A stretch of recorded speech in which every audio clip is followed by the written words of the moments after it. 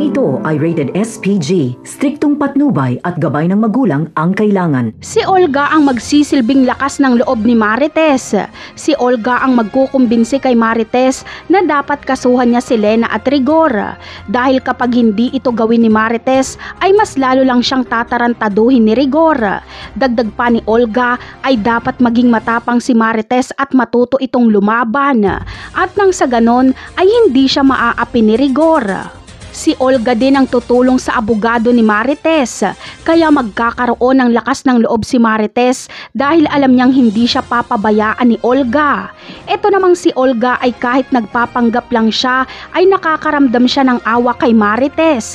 Hindi niya napapansin na totoo na pala ang kanyang pakikipagkaibigan dito. Sa kabilang banda naman ay malupit pero matinong opisyal ang pumalit kay Espinas. Galit ito sa mga tiwaling alagad ng batas. Ang layunin niya ay linisin ang hanay ng mga kapulisan. Kaya kapag makulong si Lena at Rigor ay lagot sila sa bagong chief ng koreksyonal. Kapag malaman nito kung ano ang kaso ni Lena at Rigor ay siguradong pag-iinitan sila. Impyerno ang magiging buhay nila.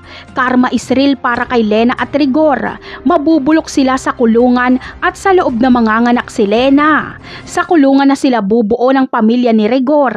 Napakarami pa nating dapat abangan sa mga susunod na episode. Paalam!